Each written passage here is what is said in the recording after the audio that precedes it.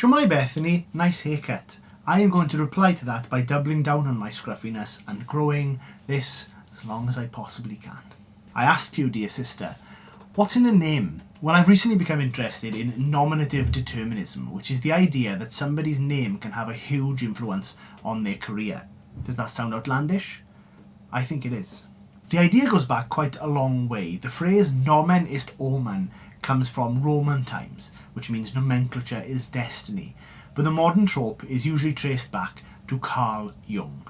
I don't know how familiar you are with Carl Jung. He was a famous mid-20th century psychiatrist, but when he wasn't busy psychiatring, he was playing with the compulsion of the name. Now, the usual example we get from Mr. Jung is that of Mr. Feist, Herr Feist. Herr Feist, the food minister. Now, in English, Herr Feist becomes Mr. Stout, the food minister. Now, Mr. Stout is mildly amusing, but it's not perfect and it isn't really funny, which is what I'm looking for. Now, the term nominative determinism was coined much more recently in the New Statesman magazine, and it's the more recent examples that come with this which are much funnier. Secretary of Education, Margaret Spellings. Broadway singer, Tommy Tune. Arm & Hammer Company Executive, Armand Hammer.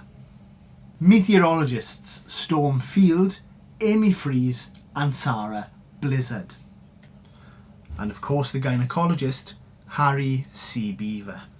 Because so many of these modern examples are so explicitly funny, people have coined the term comic or nomenclaturists to describe people looking for them. Connoisseurs of humorous names.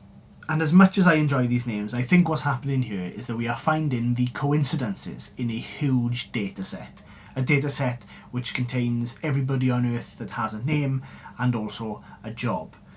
And I think that's what's happening, rather than names magnetically attracting people to the perfect humorous job they should be doing. As awesome as that would be. Author of Pole Positions, Polar Regions and the Future of the Planet, Daniel Snowman. Authors of an article on incontinence in the British Journal of Urology, A.J. Splatt and D. Whedon.